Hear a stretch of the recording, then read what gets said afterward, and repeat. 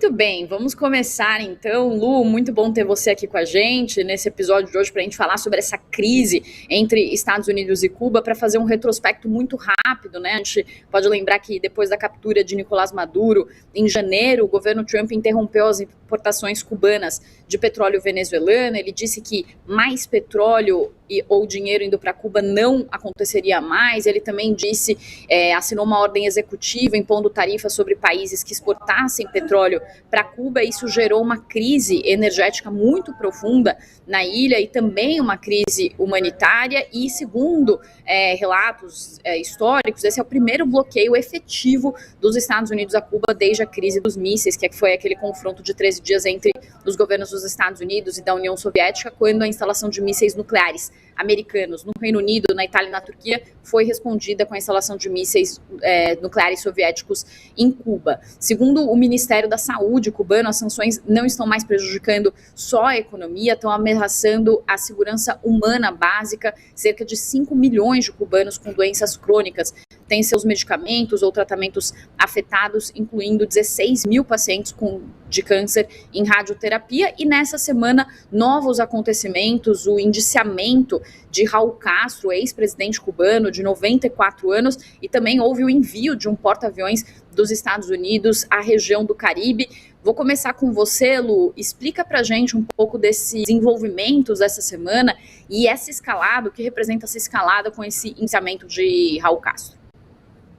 Oi, Pri, Louri, boa tarde, muito obrigada pelo convite. Pois é, o que a gente tem visto nesses últimos dias são uns passos aí bastante parecidos com o que aconteceu antes da captura de Nicolás Maduro, né? Então a gente vê esse envio de um porta-aviões para o Caribe, aumentando aí essa ameaça. A própria CNN identificou sobrevoos muito perto da ilha, em todos os arredores da ilha, de sobrevoos de aeronaves militares norte-americanas, igualzinho que a gente tinha visto na Venezuela. A gente conseguia detectar por essas plataformas de voo esses sobrevoos muito perto da Venezuela, várias semanas antes de que esses ataques aconteceram. E agora esse indiciamento, né, essas acusações criminais que foram apresentadas pelo Ministério da Justiça dos Estados Unidos, né, o Departamento de Justiça, os procuradores, acusando Raul Castro, o ex-presidente cubano, que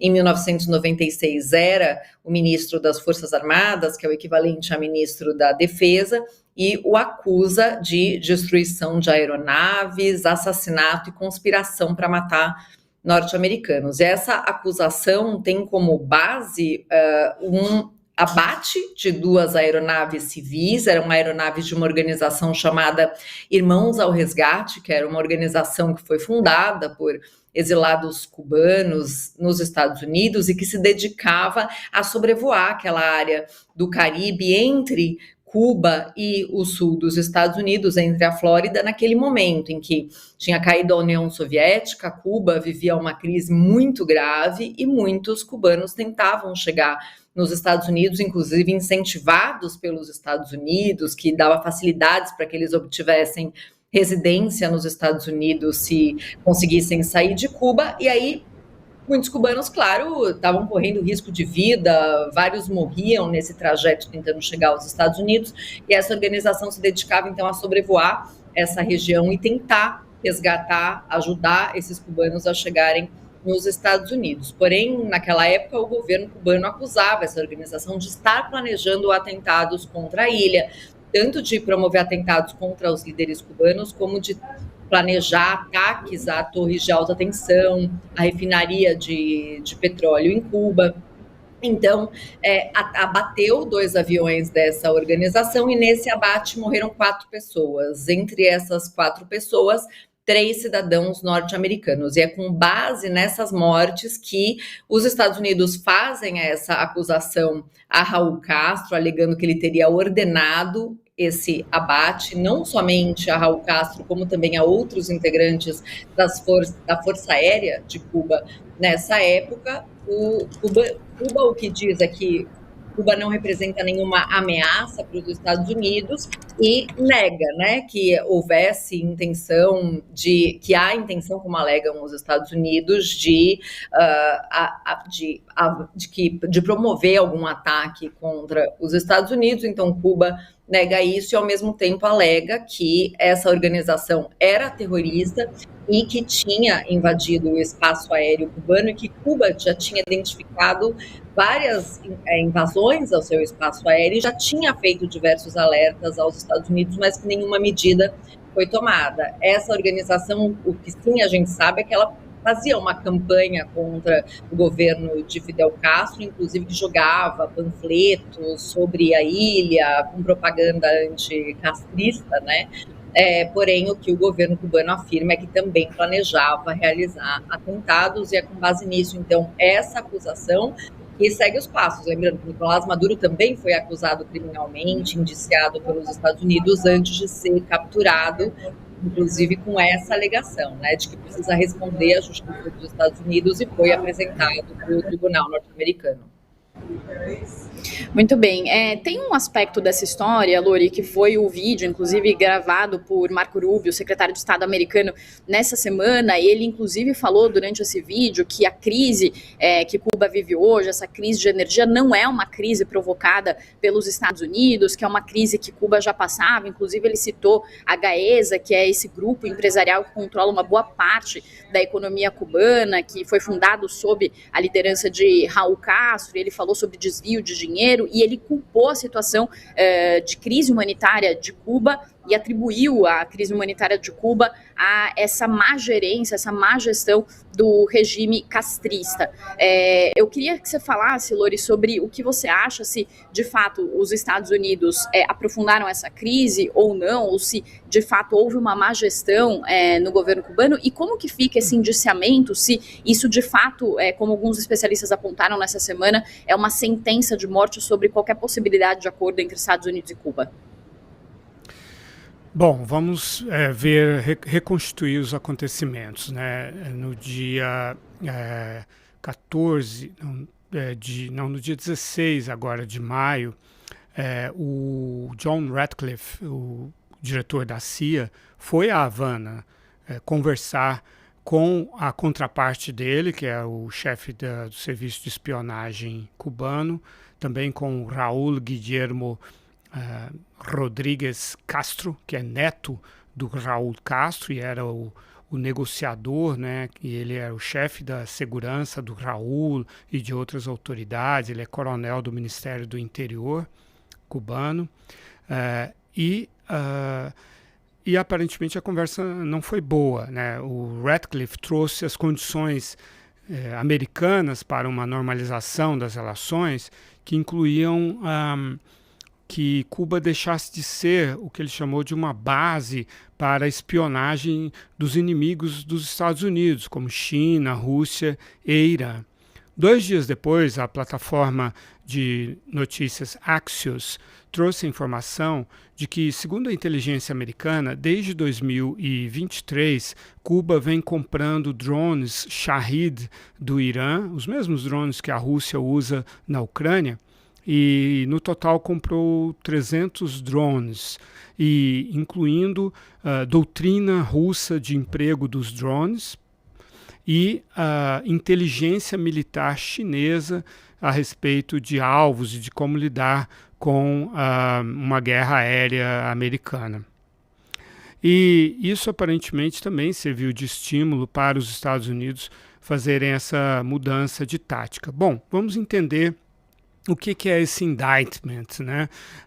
Eu mesmo até venho falando, indiciamento, mas não é o equivalente ao indiciamento no sistema brasileiro, né? No sistema brasileiro, o indiciamento ocorre durante o inquérito policial, né? É oferecida a denúncia, aí o Ministério Público é que vai intermediar isso, aprovar ou não isso e levar para a justiça. E aí o que acontece nos Estados Unidos, o indictment, é a aceitação formal da denúncia por um grande júri. Não existe algo equivalente no sistema brasileiro. Então é um passo bem mais grave do que o indiciamento brasileiro. E como foi esse sistema? A Procuradoria Procuradoria Geral dos Estados Unidos, que é exercida pelo Departamento de Justiça, né, que oferece, no caso Todd Blanche, que oferece essa denúncia, né, e de algo que aconteceu em 1996, há 30 anos, e o grande júri na Flórida, que é um lugar que existe uma influência muito grande anticastrista, né, e que foi esse grande júri popular que aceitou a denúncia. Então, se o Raul é levado para a Flórida, ele é preso, assim como o Nicolás Maduro foi preso, para aguardar julgamento, né? Então é um processo já bastante avançado em direção a uma decisão da justiça. E essa medida, ela coloca o Raul Castro numa condição parecida com a de Nicolás Maduro, com uma diferença. O Nicolás Maduro tem 63 anos de idade, o Raul tem 94. Junto com o Raul, foram denunciados também outros 5 pilotos e participantes daquela operação que derrubou as 2 avionetas que faziam esses voos, esses sobrevoos de Cuba, né, e incitando os refugiados a emigrar, jogando panfletos contra o regime cubano e assim por diante. E, de fato, o Raul Castro, ele se vangloria de ter ordenado, ele era o ministro da Defesa na época, só que isso foi há 30 anos, né? Então o timing está muito relacionado então, com a estratégia americana, que é qual, né? Primeiro, eu digo que os Estados Unidos lançaram uma rede, que foi o bloqueio naval. Depois lançaram uma isca, que é essa denúncia formal do Raul e dos 5. E aí, como todo pescador, o Trump espera para ver o que vem, né? Não há um plano, existem planos, existem opções de planos, e a hipótese mais provável é que, como existe a denúncia contra outros 5 cubanos, dada a idade do Raul Castro, seria temerário, né, mesmo que seja um sobrevoo de apenas 135 quilômetros do Estreito da Flórida, não sei, acho bastante arriscada seria essa operação do ponto de vista humanitário, né? Poderia acabar sendo um tiro do pé do ponto de vista reputacional se acontecesse algo com o Castro ou pelo próprio risco envolvido. Mas tem esses outros 5 que provavelmente, a minha hipótese é de que as operações de forças especiais visem a esses 5 que são mais jovens, né, que se envolveram na operação em si, na execução da operação. Mas tudo isso, na verdade, tem muito mais um aspecto neste estágio de guerra psicológica, de gerar fissuras no regime, que é um regime muito coeso, a gente sabe, né? Eu estive 4 vezes em Cuba. É claro que os cubanos nunca sofreram tanto como estão sofrendo agora, nunca. Nem sequer no período especial de quando a União Soviética acabou no início dos anos 90, né? E nem sequer recentemente com o empobrecimento da própria Venezuela.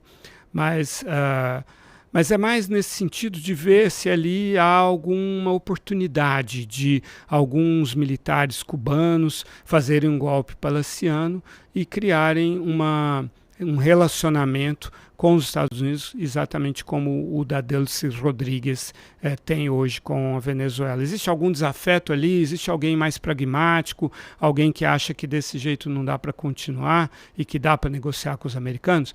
Esse é o estágio que nós estamos agora, em busca da resposta a essa pergunta.